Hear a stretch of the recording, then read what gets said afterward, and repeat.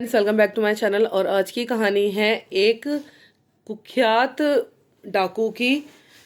जैसे कि मतलब एक गांव, एक जंगल था। उस जंगल से कोई भी नहीं गुजरता था, हर कोई डरता था, क्योंकि वो क्या करता था, जो भी राहगीर गुजरता था उसको लूट लेता था। ठीक है। तो एक बार की बात है कि गांव के लोगों ने डिसाइड किया, ऐसा करते हैं कि भैया हम सबको मिलकर इस डाकू जगीरा का कुछ ना कुछ जुगाड़ करना पड़ेगा, वरना ये एक एक करके हम सबको ही बर्बाद कर देगा। क्योंकि उसका ये था, कोई उसको आनाकानी करता था धन देने में तो वो उसको मारने से भी हिचकिचाता नहीं था। और वहीं जंगल के शुरुआत में ही एक आश्रम बना हुआ था, बहुत ही प्यारा, छोटा सा कुटिया थी बाबा की, छोटा सा आश्रम था। वहां पर हर किसी को शरण मिल जाती थी। जैसे कोई भी अगर रास्ते से गुजरता था, कोई थका हुआ होता था, तो वहां पे एक साधु बाबा रहते थे। वो उनको चाय पानी नाश्ता कराते थे, मतलब उनको ठहरने का स्थान देते थे। तो क्या हुआ, सारे गांव वाले इकट्ठे होकर डंडे वंडे लेके चले गए जंगल में और चिल्ला चिल्ला कर उसको बुलाने लग गए कि डाकू जगीरा, आज तेरा अंत पक्का है, बाहर निकल। आज हम देखते हैं तो कैसे लोगों को लूटता है। इस तरह से मतलब सब बिल्कुल गुस्से में थे, सारे खड़े हुए थे उसको पकड़ने के लिए। और वहीं दूर झाड़ियों से वो डाकू जगीरा देख रहा था और उसने सोचा कि भैया आज तो ये मुझे छोड़ेंगे नहीं यार, इतने सारे आए हैं, ये मैं इनका अकेला सामना कैसे करूंगा। तो उसको दिमाग में आया कि वो यहाँ से बाहर निकलने में ही फायदा है। तो वो चोरी छुपे छुपते छुपाते हुए गया। तो उसने देखा कि जंगल के स्टार्टिंग में ही एक कुटिया बनी हुई है।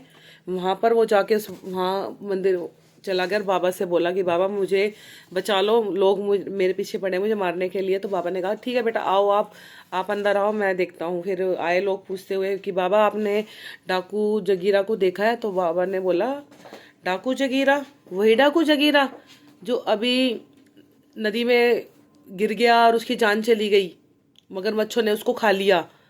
कह रहे हैं डाकू जगीरा को मगरमच्छ ने खा लिया? उन्होंने कहा हाँ सच में, अभी मैंने देखा था उसे यहाँ से जाते हुए, और वहां से फिर जैसे वो गया थोड़ी देर बाद चिल्लाने की आवाज आने लगी, बचाओ बचाओ बचाओ। तो ऐसा कहा तो कह रहे चलो अच्छा हुआ हमारे सिर पे उसका मृत्यु का पाप नहीं लगा, वो खुद ही मर गया। तो कह रहे फिर ठीक है, वो चले गए वहां से। तो फिर वो सुन रहा था कि भाई बाबा ने ऐसे बोला। तो उसने बोला कि बाबा आपने इनको झूठ क्यों बोला?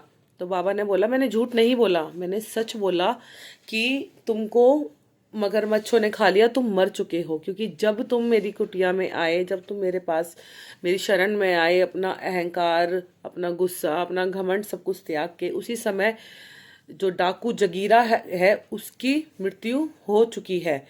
अब अब जन्म हुआ है जगन्नाथ का। तो वो कह रहा, फिर वो एकदम उनकी बातें सुन के एकदम वो हो गया कि बाबा आप मुझे अपनी शरण में रख लो, बस अब मैं थक गया हूँ ये लूटपाट करते करते इस तरह से। तो फिर बाबा ने बोला ऐसा करो, चलो तुम मेरे साथ चलो। तो वो उसने बाबा ने उसको दो भारी पत्थर दिए और उनको बोला कि ये लेके चल मेरे साथ ऊपर पर्वत पर। तो जैसे गए तो बहुत वजन था दोनों पहाड़ों उसमें पत्थरों में। तो उसने बोला बाबा इन दोनों पत्थरों में बहुत ज़्यादा वजन है, मैं क्या एक पत्थर को रख दूं, मेरे पे चला नहीं जा रहा। तो बाबा ने बोला ठीक है, तुम एक पत्थर को यहीं छोड़ दो।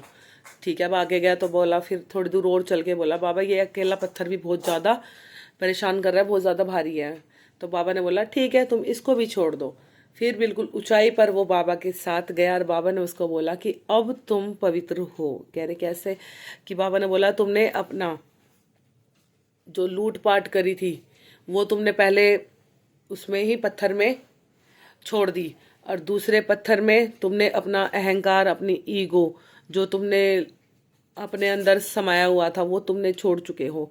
अब तुम्हें क्या करना है? तो उसने बोला बाबा अब आप जैसा कहोगे मैं वैसा करूंगा। तो उसने बोला बाबा ठीक है बेटा, ऐसा करो जो भी तुमने धन लुटाया है उनको उनको दे दो जिनका है। तो उसने बोला बाबा मुझे नहीं पता ये धन किस किस का है, क्योंकि मैंने इतनी लूटपाट करी है कि मुझे पता ही नहीं मैंने किस किस को लूटा है। तो उसने बोला ठीक है फिर ऐसा करो, ये जो भी तुम्हारे पास धन है, ठीक है, सुई से लेके पहाड़ तक का जो तुम्हारे पास धन है उसको तुम गरीबों की मदद में लगाओ, जो भी मतलब नेक कामों में लगाओ। तो उसने सारा वो धन लगा लगू के आया बाबा के पास। फिर वो बाबा के पास 5 महीने रहा और फिर बाबा ने उसको बोला कि बेटा आज 5 महीने हो गए हैं तुम्हें मेरे पास रहते हुए। सॉरी 5 महीने नहीं, 5 साल। वो 5 साल रहा। 5 महीने में तो उसने मतलब सब कुछ अपना जो भी था धन वन सब कुछ इधर उधर सब कुछ गरीबों को दान करके वो बाबा के पास आया। फिर उसके अगले 5 सालों तक वो बाबा के पास रहा, उनकी शरण में रहा। और वो इतना ज़्यादा दिमागदार, इतना बुद्धिमान हो गया था कि बस उसकी मिसालें बाबा देते थे। तो फिर बाबा ने एक डिसाइड किया कि अब तुम्हारा यहाँ पे समय काल पूरा हो गया है, अब तुम्हें आगे बढ़ना होगा। तो उसने बोला बाबा मैं आपको छोड़ के नहीं जाऊँगा। तो बाबा ने बोला बेटा जाना पड़ेगा, अभी तुम युवा हो, तुम्हें अपनी जो बुद्धि तुमने सीखी है, जो तुमने कला सीखी है, जो तुमने अपना ज्ञान अर्जित किया है मेरे पास रह के 5 साल में, अब उसकी परीक्षा भी तो करनी है। तो उसने बोला बाबा मुझे कौन काम देगा, मैं तो डाकू रह चुका हूँ। तो बाबा बोले कि डाकू नहीं हो तुम, अब तुम जगन्नाथ हो। जो जगीरा डाकू था वो अब गुजर चुका है। तो उसने बोला मुझे कौन काम देगा। तो उन्होंने बोला मेरे पास के ही गांव में एक राजा है, वो मुझे बहुत मानते हैं और मैं मतलब वो मेरा कोई भी काम नहीं ठुकराएंगे। तो मैं चिट्ठी तुम्हें लिख कर देता हूँ, तुम उनके पास जाना, वो तुम्हें ज़रूर काम पे रख लेंगे। तो वो चिट्ठी लेके गया, राजा को पकड़ाई। राजा ने पढ़ा, उसमें लिखा था कि जिस इंसान को मैं भेज रहा हूँ तुम्हारे पास, जो चिट्ठी लेकर आया है, वो किसी ज़माने में 5 साल पहले वो एक डाकू रह चुका है कुख्यात, लेकिन अब इसका ये बदल चुका है। तो मैं चाहता हूँ तुम इसे अपने राज्य में अपने निजी सलाहकार की नौकरी दो। तो उसने बोला ठीक है बाबा। उसने सोचा कि भाई डाकू है, लेकिन उसने ये भी सोचा कि भाई बाबा ने भेजा है तो ज़रूर ये सही होगा। तो उसने राजा ने बोला ठीक है आप आओ, अब आप मेरे निजी सलाहकार हो, तो कल से आप दरबार में मेरे साथ बैठोगे। ठीक है। अब दरबार में जैसे वो गए तो पहला केस उनके सामने आ गया। 3 आदमी और एक बुढ़िया आए और तीनों आदमियों ने बुढ़िया पे इल्ज़ाम लगाया कि इसने हमारा धन चुराया है। बुढ़िया ने बोला कि मैंने किसी का धन नहीं चुराया है, मैं निर्दोष हूँ।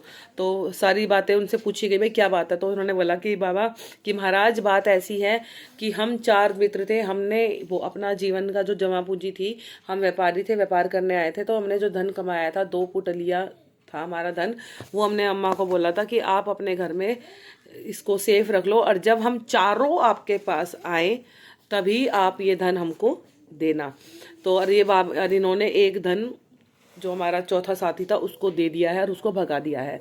अब माँ जी की बारी आई बोलने की। अब माँ जी ने बोला कि मैंने कोई गलत नहीं कहा है, ये मेरे घर आए, ये मेरे घर रोज़ शाम खाना खाने आते थे, तो जब मैंने तो कोई गलती नहीं करी, इन चारों थे वहाँ पे तभी मैंने उसको धन दिया था। उन्होंने कैसे हुई बात? उन्होंने जी बात ऐसे हुई कि हम चारों चौसर का खेल खेल रहे थे अम्मा जी के घर के बाहर बैठकर। तो हमने अपने चौथे साथी को बोला कि जाओ अम्मा को बोलो खाना बना ले और बहुत जल्दी बहुत तेज़ भूख लगी है, फिर हमें निकलना भी है।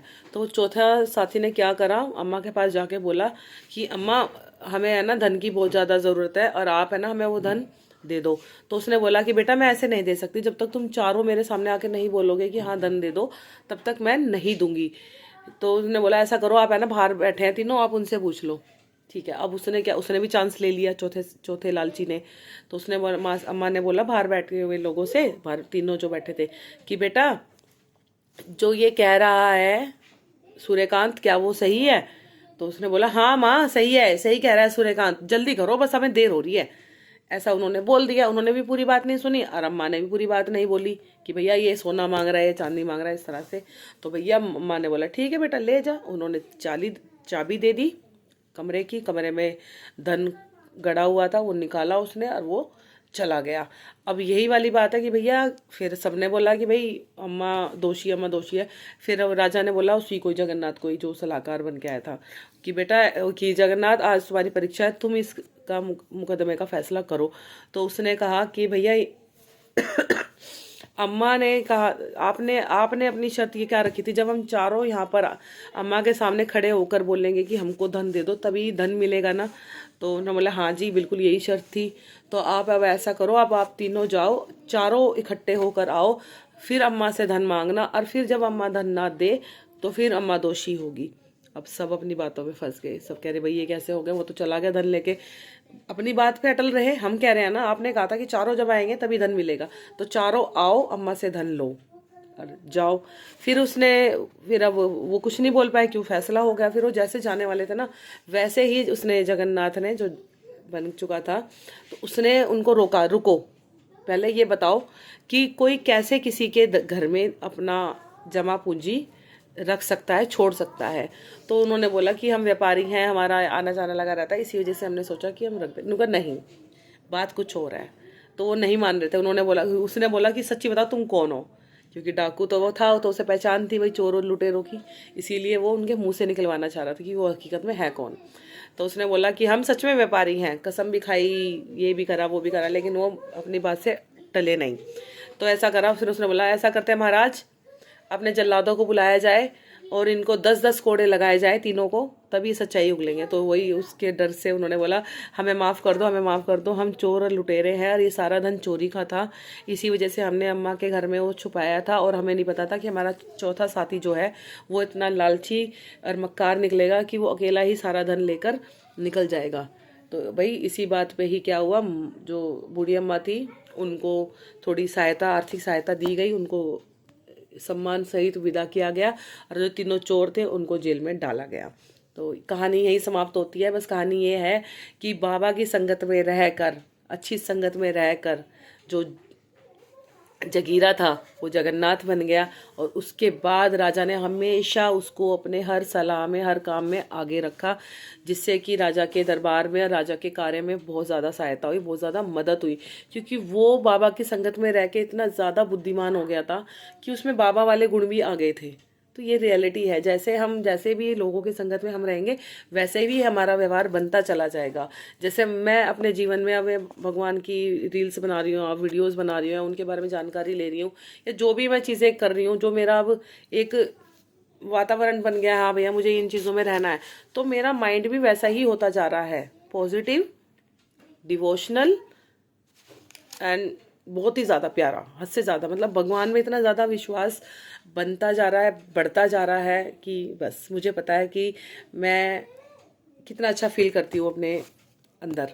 So thank you so much, keep watching my thoughts and my videos and specially my stories. Thank you.